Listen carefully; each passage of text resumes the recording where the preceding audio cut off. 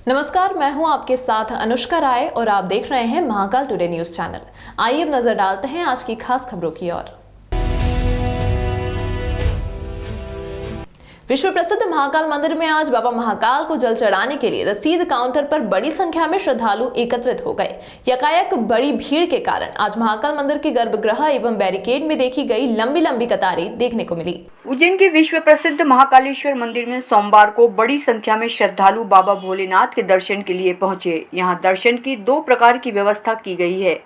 1500 रुपए रसीद के साथ भक्त गर्भगृह में पहुंचकर बाबा महाकाल के दर्शन कर जल चढ़ा सकते हैं। वहीं निःशुल्क दर्शन व्यवस्था के तहत बैरिकेड से दर्शन किए जा सकते हैं।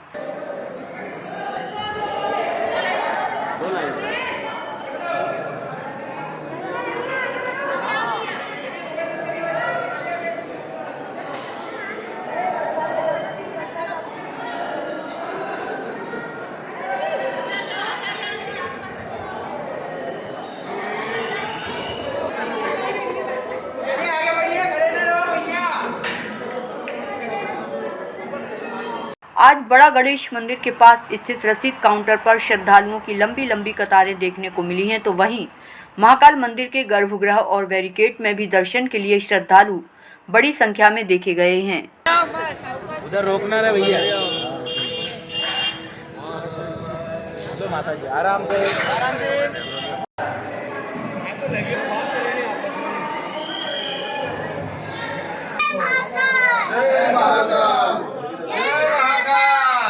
से भी शरीर की और महामारी जो देश के अंदर चल रही है वो निवारण हो, इस कारण से जो भक्तों का जो है यहाँ पर तांता लगा हुआ है और दिन प्रतिदिन इन भक्तों की जो है संख्या बढ़ती जा रही है। यहाँ पर 2 प्रकार की व्यवस्था दर्शन करने की, एक व्यवस्था बाहर से है, एक व्यवस्था अंदर से। जिस भक्तों को अंदर भगवान को जल चढ़ाना पड़ता है वो अंदर से 1500 की रसीद लाता है, उसको अंदर जल धोती पहन के जाते हैं, उनको जल की व्यवस्था हो जाती है। इसमें भी 2 व्यवस्था डाल दी शासन प्रशासन ने कि यहाँ पे ब्राह्मणों की तो सिर्फ 5 रसीद काटी जा रही है और जितने भी बाहर से आ रहे हैं उनकी जो है अनलिमिटेड रसीद कट रही है। ब्राह्मणों का पालन हमारा जो है इनसे भक्तों के द्वारा होता है। भक्तों की मनोकामना सिद्ध हो, भक्तों का कार्य सिद्ध हो, आने वाले भक्तों का जो है कार्य सिद्ध हो, इसलिए यहाँ पर जो है ब्राह्मण से पूजन अर्चन कराते थे। किंतु अभी जो है जब से महामारी का और कोरोना का जो है ये दौर चला है तब से यहाँ की व्यवस्था हम ब्राह्मणों के लिए जो बहुत दयनीय होती जा रही है दिन प्रतिदिन।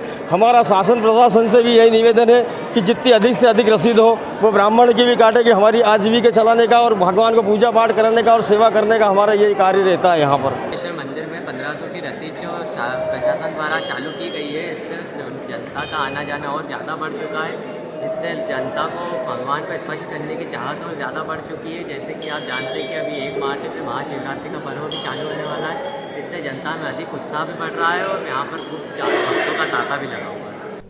1 मार्च को आने वाले महाशिवरात्रि पर्व पर श्रद्धालु बाबा महाकाल के दर्शन आसानी से कर सकें, इस दृष्टिगत आज कलेक्टर आशीष सिंह महाकाल मंदिर पहुंचे। उन्होंने यहां महाशिवरात्रि को लेकर की जा रही तैयारियों का जायजा लिया और व्यवस्थाएं और सुचारू करने के निर्देश दिए।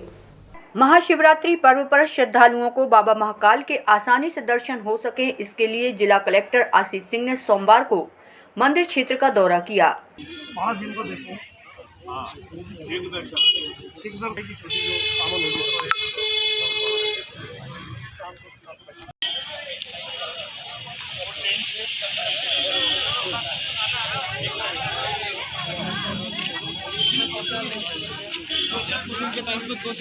उज्जैन कलेक्टर ने जानकारी देते हुए बताया कि महाशिवरात्रि पर्व पर श्रद्धालुओं को लगभग 30 से 40 मिनट में बाबा महाकाल के दर्शन हो सकेंगे।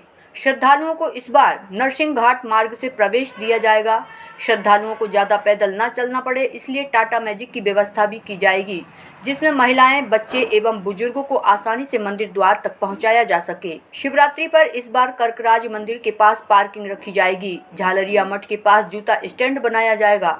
महाकाल मंदिर परिसर क्षेत्र में चल रहे विस्तारीकरण कार्य के चलते महाशिवरात्रि पर्व पर महाकालेश्वर मंदिर परिसर में स्थित सभी मंदिरों पर प्रवेश पर रोक लगाई जाएगी। भक्त सीधे महाकाल के दर्शन कर निर्गम द्वार से बाहर हो जाएंगे। कलेक्टर ने कहा कि विस्तारीकरण कार्य के कारण महाकाल मंदिर के कई मार्ग बंद हैं, जिसकी वजह से यह कार्य चुनौतीपूर्ण रहेगा।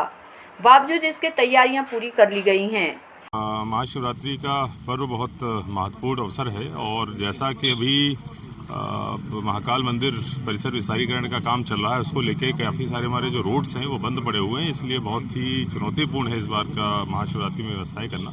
लेकिन हमारी तरफ से पूरी तैयारी हो गई है और नरसिंह घाट वाली जो रोड है करकराज मंदिर के पास में पार्किंग हमारी 400-500 गाड़ियों की है, वहाँ पर गाड़ियाँ पार्क करके झालरिया मठ के आसपास हम लोग जूता स्टैंड और दूसरी व्यवस्थाएं करेंगे और उस बीच में लोगों को पैदल ना चलना पड़े, इसके लिए बड़ी संख्या में मैजिक भी और मिनी बस वगैरह हम लोग रखेंगे और वहाँ से लोग फिर जो है ऊपर चढ़ के मंदिर तक जाएंगे और मंदिर से फिर दर्शन करके वापस आएंगे। हमारा उद्देश्य है कि किसी भी हालत में गाड़ी से उतर के लोगों को आधे घंटे 40 मिनट के अंदर जो है वो दर्शन हो जाए बिना किसी असुविधा के, और पूरी की पूरी टीम के साथ आज भ्रमण कर लिया गया। इसको निश्चित रूप से हम लोग सुनिश्चित करेंगे। कितने श्रद्धालुओं के आने का अनुमान लगाया जाएगा? देखिए, ऐसा कहना तो मुश्किल है, लेकिन फिर भी जो हमारे पिछले अनुभव बताते हैं कि कम से कम 1.5-2 लाख के आसपास श्रद्धालु जो है वो हमें लगता है निश्चित रूप से आएंगे। मंदिर के अंदर किस तरह की व्यवस्थाएं रहेंगी? कि मंदिर के अंदर जो दूसरे परिसर के मंदिर हैं वो सारे के सारे बंद रहेंगे और केवल बैरिकेडिंग के थ्रू ही जाना और उसके वहाँ से ही वापस आना। इसके अलावा जो गर्भगृह और नंदी हॉल है वो सारी चीज़ें भी जगहें भी प्रतिबंधित रहेंगी, केवल बैरिकेडिंग से दर्शन। सर, वीआईपी और बूथ पंडितों के आने जाने की? देखिए, पंडित पुजारी और उनका जो परंपरा है कि सामने के भाग से ही हम लोग उनको लेके आते हैं, वही व्यवस्था करेंगे। मीडिया के लिए भी वही व्यवस्था रखेंगे जो पिछली बार महाशिवरात्रि में थी। बाकी प्रोटोकॉल के लिए भी कुछ हम लोग विकल्पों पर विचार कर रहे हैं। उज्जैन वन विभाग की टीम ने वेदनगर स्थित रंगीन मछली घर पर छापा मारा। दुकान से आधा दर्जन विदेशी नस्ल के कछुए एवं तोते बरामद कर वन विभाग की टीम ने जब्ती में लिए हैं। खास बात यह रही कि वन विभाग की डीएफओ ग्राहक बनकर कछुए और तोते खरीदने गई थी। दुकान संचालक को शंका होने पर वह दुकान बंद कर भागा। वन विभाग पुलिस ने रात्रि में दुकान के बाहर 2 पुलिसकर्मियों ने गश्ती कर निगरानी की। सुबह दुकान खुलवाकर सर्च किया तो 7 विदेशी कछुए और 2 तोते जब्ती में लिए हैं। उज्जैन में सोमवार को सावे रोड स्थित वेदनगर में वन विभाग की टीम ने छापा मारा। यहां मुख्य मार्ग पर स्थित रंगीन मछली पर दुकान पर कार्यवाही की गई। दरअसल वन विभाग की टीम को एक दिन पूर्व मुखबिर से सूचना मिली थी कि यहां नियम विरुद्ध जलचर जीव और पक्षी का व्यवसाय किया जा रहा है। वन विभाग के डीएफओ कौशाम्बी झा ग्राहक बनकर कछुए और तोते खरीदने गई थी। दुकान संचालक को शंका होने पर दुकान बंद कर भागा। वन विभाग पुलिस ने रात्रि में दुकान के बाहर 2 पुलिसकर्मियों ने गश्ती कर निगरानी की गई। सुबह दुकान खुलवाकर टीम जब दुकान के अंदर पहुंची तो यहां बक्सों को खुलवाया गया। बंद बक्सों में विदेशी नस्ल के करीब आधा दर्जन कछुए के बच्चे और तोते के बच्चे मिले हैं। 2, 3, 4, 5 और भी है। वन विभाग की टीम ने कार्यवाही कर पंचनामा बनाया। इसके साथ ही कछुए एवं तोते के बच्चों को जब्त कर लिए गए। आरोपी से पूछताछ की जा रही है कि वह कछुए कहां से लाया है और किसको बेचे हैं। मुखबिर द्वारा सूचना प्राप्त हुई थी कि कछुए और तोते का व्यापार हो रहा है रंगीन मछली घर में। तो हमारे द्वारा कल वहाँ पे मैं स्टाफ जाकर, मैं खुद कस्टमर बनी थी, उसके द्वारा बोला गया था कि हाँ यहाँ पे जो मैंने मांगी चीज़ें वो मिल जाती हैं, तोते और कछुए। तो मैं स्टाफ के गई वहाँ पे कार्यवाही के लिए, तो उसको कुछ संदिग्ध लगा और वो ताला लगा के वहाँ से चला गया। तो फिर रात्रि हमारे स्टाफ ने वहाँ गश्ती करी और सर्च वारंट लेके सुबह हम उसके यहाँ सर्च के लिए पहुँचे। सर्च में आया, वो स्वयं भी आया और उसके समक्ष सर्च किया गया। उसमें 7 कछुए और 2 तोते के बच्चे और मिले हमको। तो अभी हमारा स्पीशीज़ जो आइडेंटिफिकेशन है वो चल रहा है, कार्यवाही प्रचलित है। जो भी कार्यवाही हम करेंगे हमें वरिष्ठ कार्यालय को हम रिपोर्ट देंगे और आगे का जो भी है वो हमें वरिष्ठ कार्यालय से आपको अपडेट प्राप्त होगा। तीसरी लहर के कमजोर पड़ने के बाद मध्य प्रदेश सरकार ने कोरोना को लेकर लगाए गए तमाम प्रतिबंध खत्म कर दिए हैं। वैलेंटाइन डे के ठीक पहले बागों से लेकर फ्लावर मार्केट में रौनक लौटी है। 2 साल बाद धार्मिक नगरी उज्जैन में वैलेंटाइन डे के 7 दिन पहले करीब 20 लाख से अधिक के गुलाबों की बिक्री हुई। वहीं उज्जैन की गिफ्ट की दुकानों पर भी कई आइटम खरीदने के लिए लोगों का उत्साह देखा गया। सोमवार को दुनिया भर में वैलेंटाइन डे मनाया जा रहा है। उज्जैन में भी इसकी तैयारी व्यापारियों ने की है, खासकर फूल की दुकानों और गिफ्ट गैलरी पर। शहर में कई बड़ी छोटी गिफ्ट गैलरी सजकर तैयार हैं। व्यापारियों का मानना है कि कोरोना संक्रमण की रफ्तार कम होने से इस बार गिफ्ट ज़्यादा बिकेंगे। फ्रीगंज, सराफा, नई सड़क, सिंधी कॉलोनी, मालीपुरा स्थित कई दुकानों पर व्यापारियों ने इसकी खासी तैयारी की है। वैलेंटाइन डे के मौके पर परफ्यूम, घड़ी, ब्रेसलेट, नेकलेस, टेडी बियर सहित कुछ लोग कार्ड खरीदने में भी अपनी रुचि रखते हैं।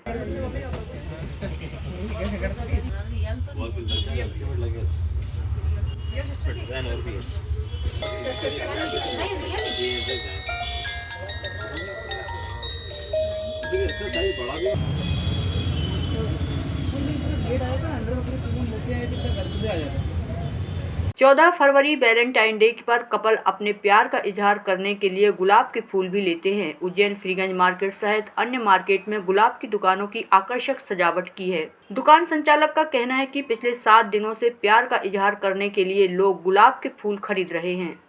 इसके अलावा आकर्षक हार्ट वाले गुलदस्ते बनाए गए हैं। वैलेंटाइन डे 7 दिन पहले ही शुरू हो जाता है। इसके लिए प्रतिदिन अलग अलग तरह से लोग अपने प्यार का इजहार करते हैं। इस वर्ष युवक युवतियों का उत्साह काफी देखने को मिला है। इस वर्ष 20 रुपए से लेकर 70 रुपए तक के गुलाब मार्केट में बिक रहे हैं। इस वर्ष पुणे और बेंगलुरु से विभिन्न तरह के गुलाब के फूल वैलेंटाइन डे के लिए मंगवाए गए हैं।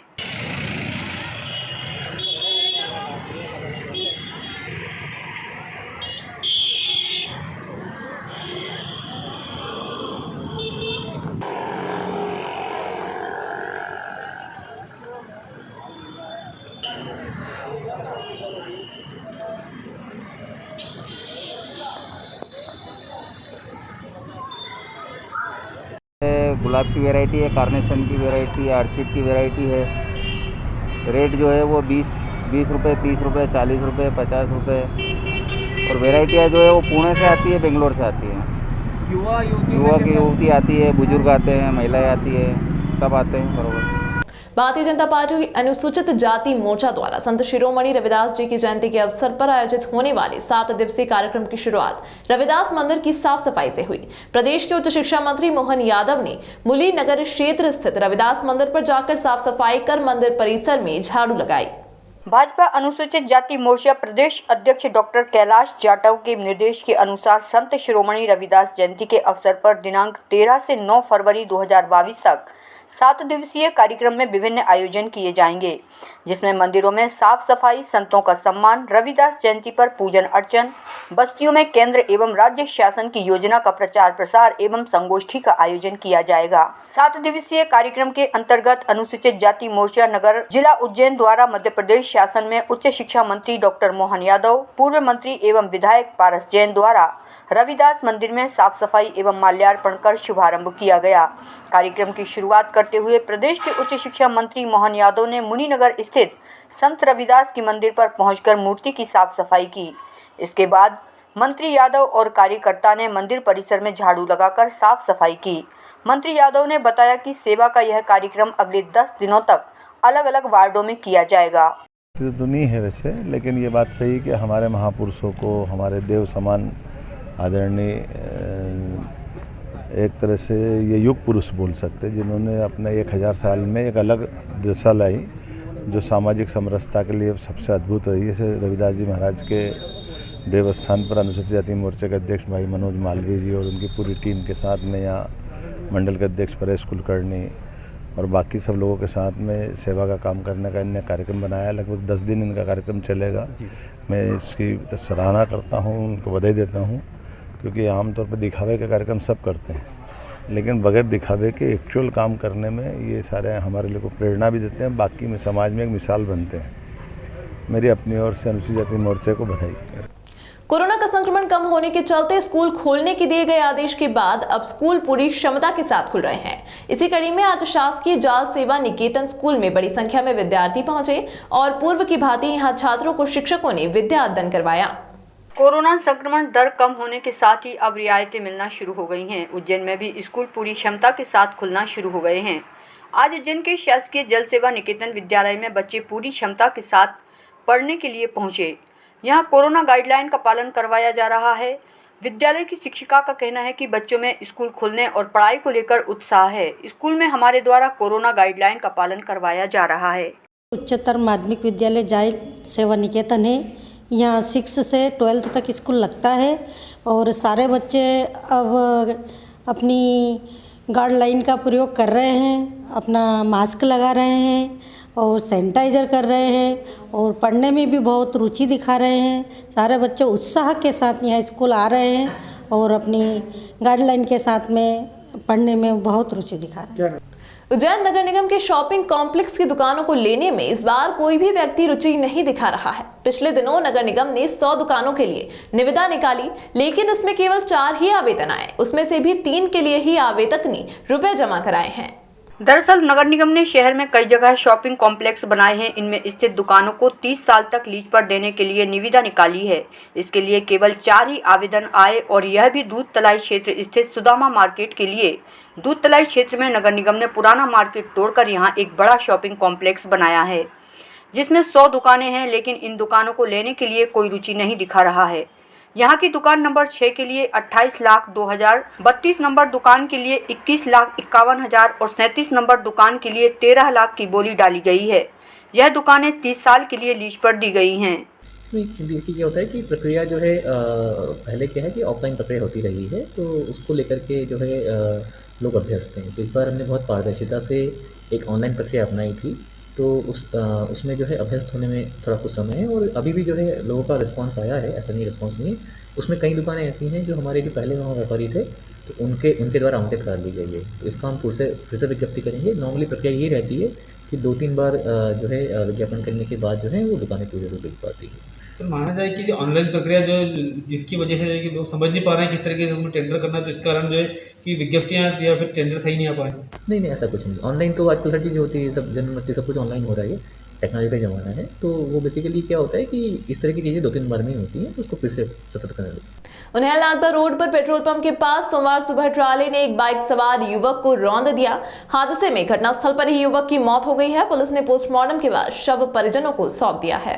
फ्रीगंज के छपड़क मार्ग पर रहने वाला 23 वर्षीय हर्षित पिता देवेंद्र अखंड मिनी फाइनेंस कंपनी में एजेंट था। वह उन्हेल रोड के ग्रामीण क्षेत्रों में अपनी ड्यूटी के लिए जा रहा था।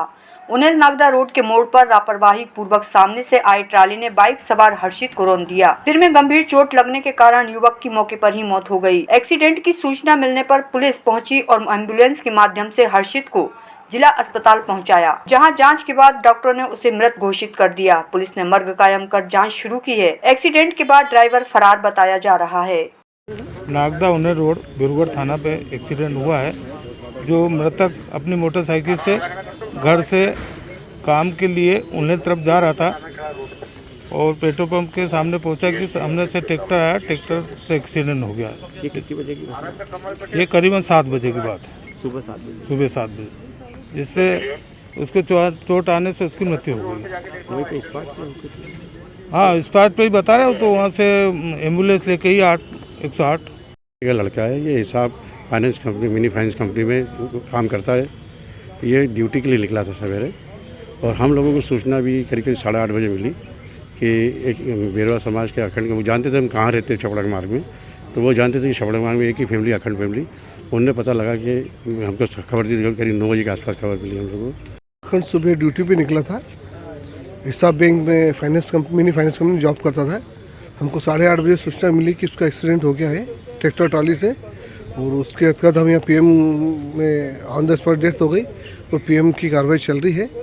कोठी पैलेस स्थित पुराने न्यायालय परिसर में मधुमक्खी के हमले से 2 व्यक्ति घायल होकर बेहोश हो गए। इस घटना के बाद अभिभाषकों ने जिला प्रशासन को शिकायत की और न्यायालय परिसर से मधुमक्खी के छत्ते हटाने की मांग की है। उज्जैन के पुराने जिला न्यायालय परिसर में सोमवार को उस समय अफरा तफरी का माहौल हो गया जब यहां मधुमक्खियों ने लोगों पर हमला कर दिया।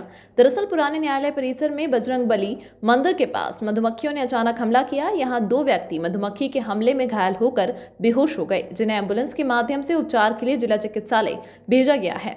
मंडल अभिभाषक संघ के पूर्व अध्यक्ष योगेश व्यास ने जानकारी देते हुए बताया कि पुराने न्यायालय परिसर में वर्षों पुराने पेड़ों पर मधुमक्खी के कई छत्ते हैं। इस विषय में पूर्व में कई बार जिला प्रशासन को अवगत करा दिया गया है। बावजूद इसके जिला प्रशासन द्वारा कोई कार्रवाई नहीं किए जाने का ही परिणाम है कि सोमवार को मधुमक्खियों ने हमला कर लोगों को घायल कर दिया। यहाँ न्यायालय परिसर होने के कारण पूरा दिन भीड़ रहती है।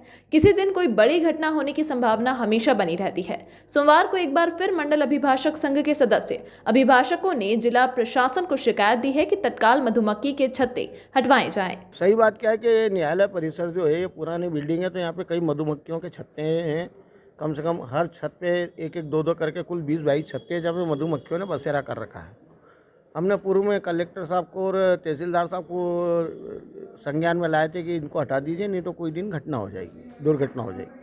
आज सुबह भंवरमाल उड़ा तो 2 पक्षकार जो हनुमान जी के दर्शन कर रहे थे उनके ऊपर पूरी मधुमक्खियाँ चढ़ गई, वो बेहोश हो गए, तो उनको एम्बुलेंस से डाला।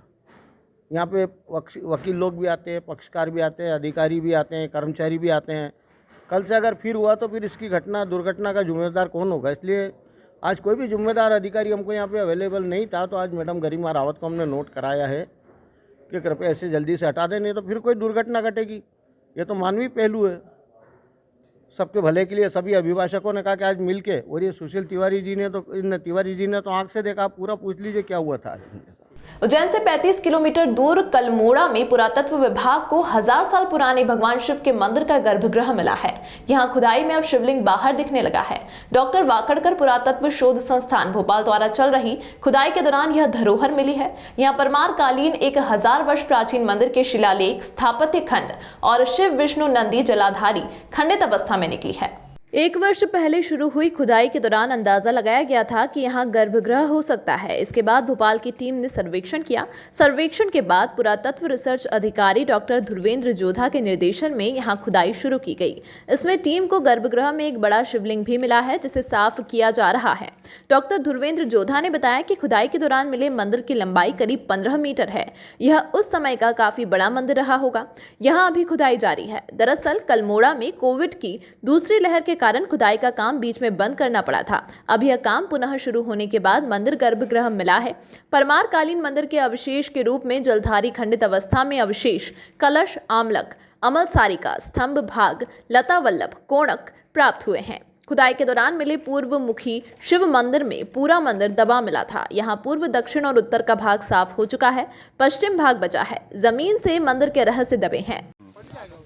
ये जो आप कार्य देख रहे हैं मंदिर का, ये डेब्री क्लियरेंस का कार्य आयुक्त पुरातत्व के निर्देशन में किया जा रहा है और इसे डॉक्टर वाकड़कर पुरातत्व शोध संस्थान द्वारा पूर्ण किया जा रहा है। जो प्राप्त मंदिर संरचना है, ये मंदिर संरचना में नीचे का जाड्डकुम का भाग है, खुर भाग है। खुर के साथ में आप ऊपर जो देखेंगे कपोतिका वाला हिस्सा वो भी है। साथ में ये जो मंदिर है परमार कालीन मंदिर है। परमार कालीन मंदिर के साथ में आप ये जो है ये पूर्वमुखी है। ये जो मंदिर है पूर्वमुखी है, जो इसमें से आपको स्ट्रेस दिखेंगे। और मंडप का भाग खंडित है पूर्ण रूप से, लेकिन अभी कुछ दिन पूर्व ही हमने गर्भगृह निकाला है। जो गर्भगृह को आप देखेंगे तो गर्भगृह में आप देखेंगे कि पूरा योनि पट्ट जो भाग है उसका जो आयताकार, उसके अंदर आयताकार उसमें पूरा आपको दिखेगा। और ये इसमें इसको डिस्टर्ब किया गया है। जो ये जो योनि भाग वगैरह ये दिख रहा है पूरा आपको डिस्टर्ब किया गया है। ये उज्जैन के गांव नेपानिया निवासी युवक द्वारा आर्मी की परीक्षा में पास नहीं हो पाने एवं आर्मी के लिए तय की गई उम्र पूर्ण होने पर डिप्रेशन में आकर युवक ने की आत्महत्या। युवक ने रविवार शाम को खेत पर सल्फास की गोली खा ली। हालत गंभीर होने पर उपचार के लिए उज्जैन के निजी चिकित्सालय में भर्ती कराया गया, जहां उसकी मौत हो गई। उज्जैन जिले में पिछले कुछ दिनों पूर्व आर्मी भर्ती के लिए लिखित परीक्षा और नियुक्ति की मांग की गई थी। वर्ष 2021 के मार्च में महू में आर्मी की भर्ती हुई थी। इस भर्ती में करीब 1 दर्जन जिले के 2000 से अधिक युवा शामिल हुए थे। आज उज्जैन के गांव नेपानिया के रहने वाले युवक मुकेश ने रविवार शाम को खेत पर सल्फास की गोली खा ली। हालत गंभीर होने पर उपचार के लिए उज्जैन के निजी चिकित्सालय में भर्ती कराया गया, जहाँ उसकी मौत हो गई। सोमवार को जिला चिकित्सालय में शव का पोस्टमार्टम करवाया गया है। परिजनों ने जानकारी देते हुए बताया कि मुकेश आर्मी की तैयारी कर रहा था। फिजिकल उत्तीर्ण होने के बाद परीक्षा के तृतीय चरण में असफल हो गया था। इसके साथ ही आर्मी के लिए तय की गई उम्र भी उसकी पूरी हो गई। इस बात से डिप्रेशन में आने के कारण उसने खेत पर जहरीला पदार्थ खा लिया, जिसके कारण उसकी इलाज के दौरान मौत हो गई। उसने मेरे को कॉल किया, मेरे को बोला कि मेरे साथ मैंने वो खा लिया, कि जहर खा लिया। और वो कहने लगा तो मैं गया उसको लेने, तो उससे और भी पूछा मैंने, तो वो ऐसा ही बोल रहा था कि और तो पता नहीं दिया उन्हें क्या किस कारण। और वो जो है आर्मी की तैयारी कर रहा था, 3 भर्ती दे दी उसने और अभी एज भी निकल गई। और उसके आंख में अभी क्या कि वो मैच खेलने भी गया था आगर में, तो उसके आंख में थोड़ी लग गई थी। तो उसके आंख में क्या थोड़ी दिक्कत आ गई थी, उसके कारण वो क्या मालूम उसके क्या वो मतलब मेरे को अब नहीं लगूंगा आर्मी में। उज्जैन के महाकाल मंदिर में राजाधिराज बाबा महाकाल को भस्म आरती में भस्म रमाकर बाबा की भस्म आरती की गई। यहां बाबा का आकर्षक श्रृंगार किया गया। बाबा का जल अभिषेक कर श्रृंगार के बाद श्री पंचायती महानरवाणी अखाड़े के प्रतिनिधि ने बाबा को भस्म अर्पण की। भस्म आरती के दौरान बाबा का आकर्षक श्रृंगार किया गया। उज्जैन के महाकाल मंदिर में राजाधिराज बाबा महाकाल को भस्म आरती में भस्म रमाकर बाबा की भस्म आरती की गई। यहां बाबा का आकर्षक श्रृंगार किया गया। बाबा का जलाभिषेक कर श्रृंगार के बाद श्री पंचायती महानिर्माणी अखाड़े के प्रतिनिधि ने बाबा को भस्म अर्पण की। भस्म आरती के दौरान बाबा का आकर्षक श्रृंगार किया गया। धार्मिक नगरी उज्जैनी में विश्व प्रसिद्ध बाबा महाकाल के दरबार में प्रतिदिन होने वाली बाबा महाकाल की भस्म आरती तड़के 4 बजे की जाती है। महाकाल के गर्भगृह में आज तड़के बाबा महाकाल की भस्म आरती की गई। यहाँ बाबा महाकाल का आकर्षक और नयनाभिराम श्रृंगार किया गया। श्रृंगार के पश्चात बड़े हर्षोल्लास के साथ बाबा महाकाल की भस्म आरती की गई। ऐसी मान्यता है कि बाबा महाकाल की एक झलक पाने से हर व्यक्ति विशेष हो जाता है। नित्य प्रतिदिन होने वाली भस्म आरती में बाबा महाकाल का पंचामृत अभिषेक हुआ, अर्थात दूध, दही, घी, शक्कर एवं शहद से बाबा को नहलाया गया। उसके बाद चंदन का लेपन कर सुगंधित द्रव्य चढ़ाए गए और बाबा को भांग और सूखे मेवे से श्रृंगारित किया गया। इस बीच पंडितों द्वारा मंत्रोच्चारण किए गए, फिर बाबा को वस्त्र ओढ़ाकर भस्म रमाई गई। भस्मीभूत होने के बाद झांझ, मंजीरे, ढोल, नगाड़े, शंखनाद और जय महाकाल के उद्घोष के साथ बाबा की भस्म आरती की गई।